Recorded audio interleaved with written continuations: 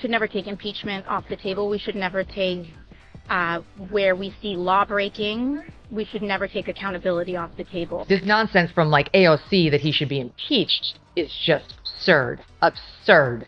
There's no...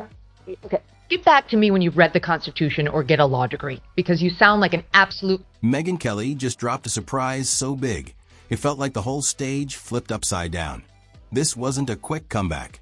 It was a huge explosion, like something from a Hollywood movie. AOC, who's usually the queen of attention, suddenly looked like she walked into a firestorm holding just a paper fan. And then came the twist no one saw coming. After this wild clash, you'll never see AOC the same way again. There is absolutely no ground to impeach the president. He 100% was within his constitutional authority and his congressionally authorized authority to do what he did on Saturday. Okay, but as for whether it's a good idea, that's a debate we should be having.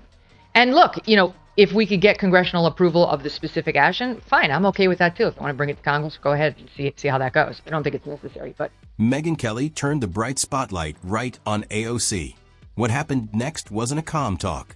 It was a fiery battle where one person showed up totally unprepared. Megyn didn't just point out small mistakes in AOC's perfect image. She tore right through it like a little kid cutting up brand new wallpaper with scissors. In on AOC and see what she has to say. Reaction on what's going on with Elon Musk and President Trump on Twitter right now. Oh man, the girls are fighting, aren't they? I think this breakup we've been seeing a long time coming, but we'll see what the impacts are of it legislatively. Okay. They're so cool referring to them as the girls. She's above it all, Ben. That's what she's trying to telegraph. You see, she's the adult in the room, the one out there who does a preacher accent. And she leans into her fake Latina accent. And she's the adult. If this intense moment has you hooked, don't forget to hit that subscribe button.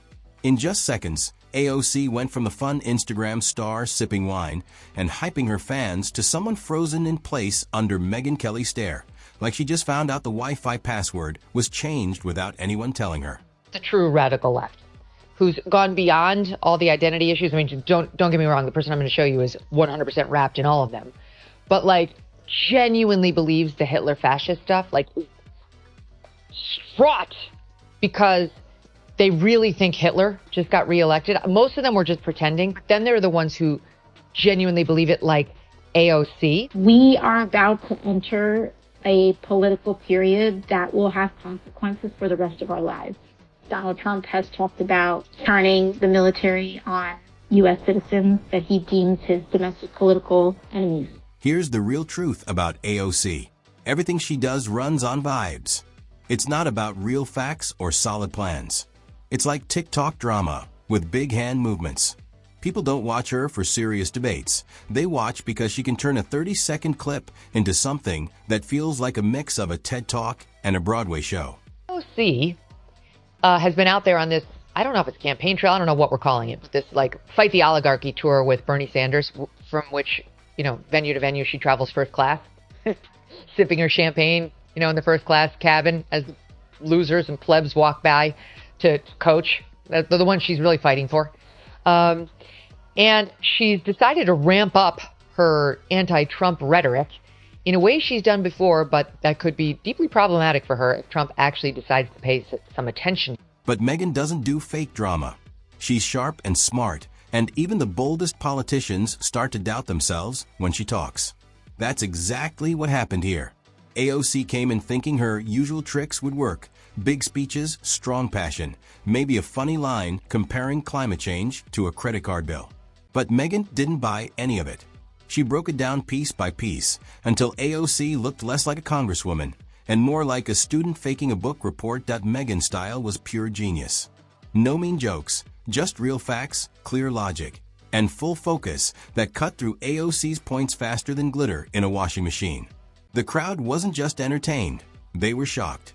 Watching Megyn calmly take apart AOC's act felt like trying to build IKEA furniture without directions. And the best part? The confident, sneaker-wearing voice of the people suddenly looked totally normal. Report today that AOC may be getting ready to run for president. Her team is looking, and I know you've said she could potentially do it, but her team is looking at maybe Senate. Chuck Schumer is, I think, going to be 78 when he runs for re-election. That's really old, and the Democrats seem to get that now. Or she might just go for president. And at the same time, this happened today. The Republicans in the House introduced a resolution to honor Charlie Kirk. It condemns the murder, and AOC's image is usually so perfectly managed it makes an Apple event look unplanned. But Megyn didn't just find small cracks. She blew them wide open. Suddenly AOC's "I'm the future" look seemed less like destiny and more like a failed audition that somehow made it to TV. And here's the sting. It wasn't just about politics. Megyn went after the performance itself, the part no one else touched. While others argued about her talking points, Megyn pulled back the curtain on the show. The hand waves, the pauses, the emotional bursts. It was like finding out the Wizard of Oz was just someone with a microphone and a fog machine. Once you saw it, you couldn't unsee it. The reactions were priceless, half the people shocked, half laughing. Somewhere, a Brooklyn barista probably still said AOC was brilliant, even as she was losing live. But it didn't matter. The illusion broke. Megyn showed that the emperor wasn't just without clothes. She was trying to return them for store credit. The timing was perfect. AOC had been living on influencer politics, where a clever comeback counts as real change.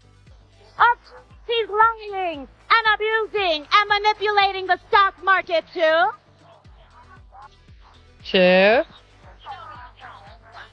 When he talks about rapists and criminals, he should look in the mirror. Clearly saying that Donald Trump is a racist. Sorry, rapist. She also thinks he's a racist. He's all the if. But here, she's in deep trouble because he was not found liable for rape, and George Stephanopoulos just had to pay ABC some $15 million to President Trump to settle a defamation law. When Megyn called her out, the truth hit hard. Comebacks only work if they're backed by something real. Without that, it's just noise and fancy hand moves. And here's the burn. AOC probably thought she could spin it like always. Play the victim, rally her fans, add a few hashtags.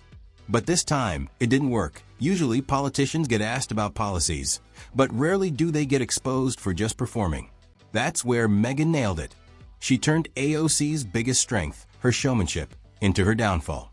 Suddenly, all the drama that made AOC seem amazing just made her look like she was trying too hard.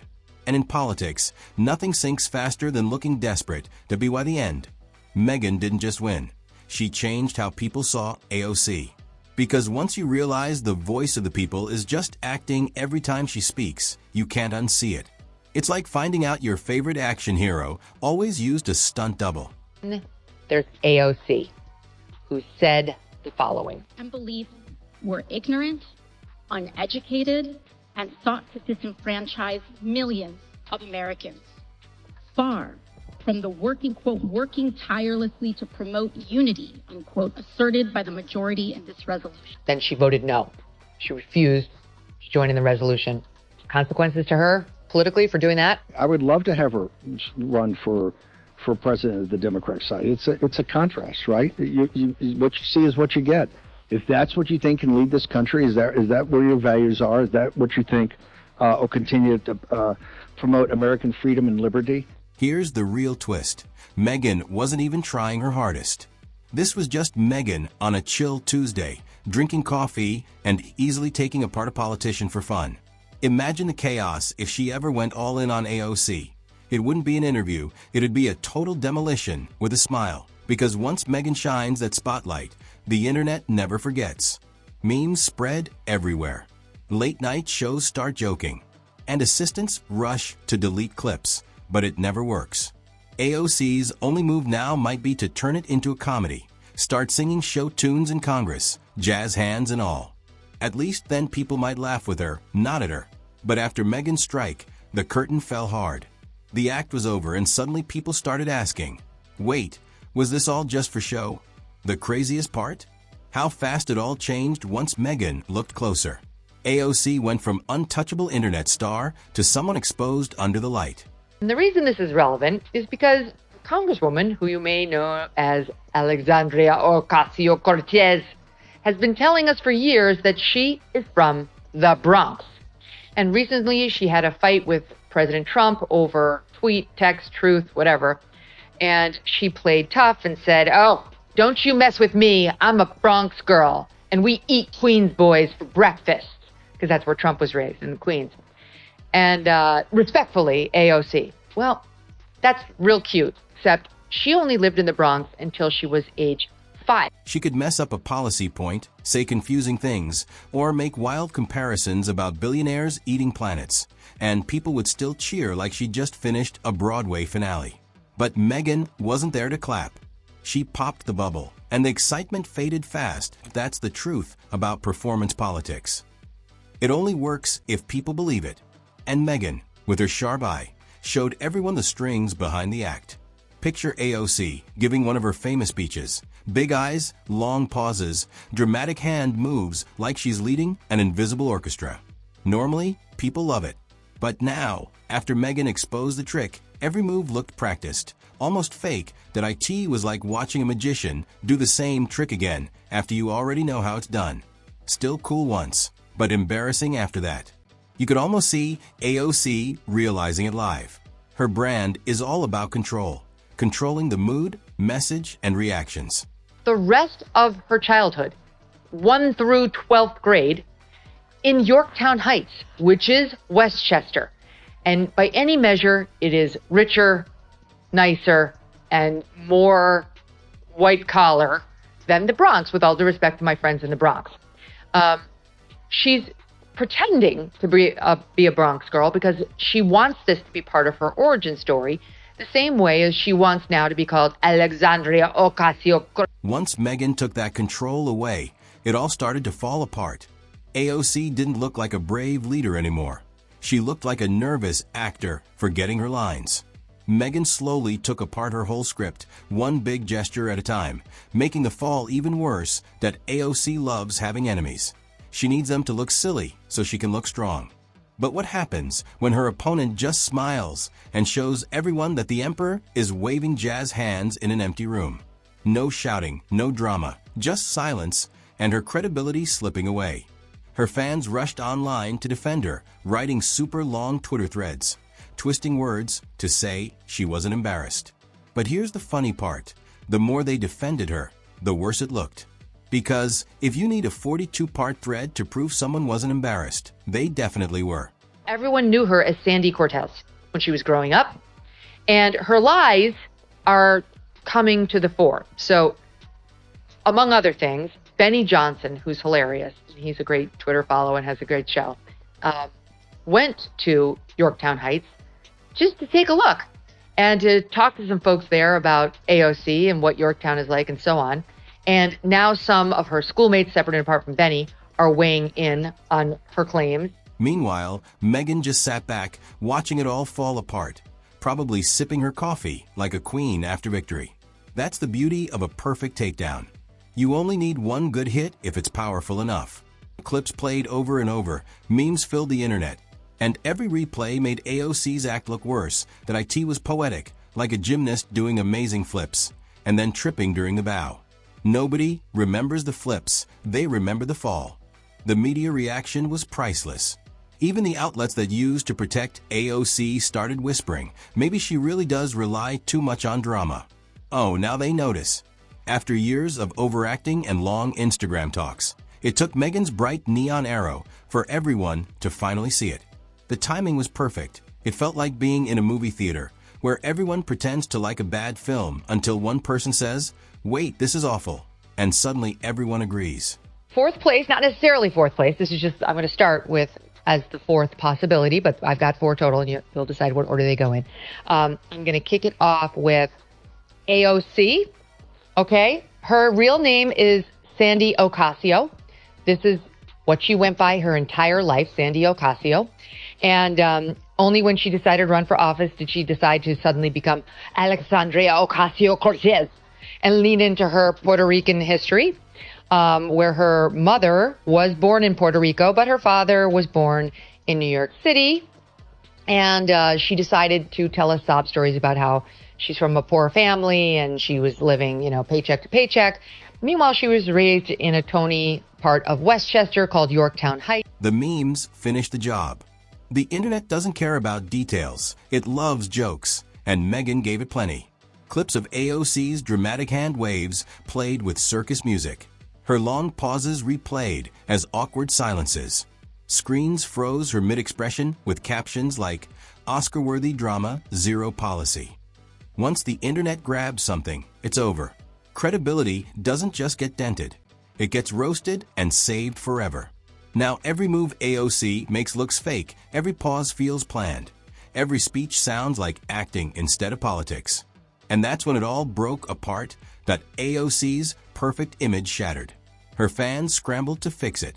The media finally admitted what they always knew, and Megyn stood tall as the one who revealed it all.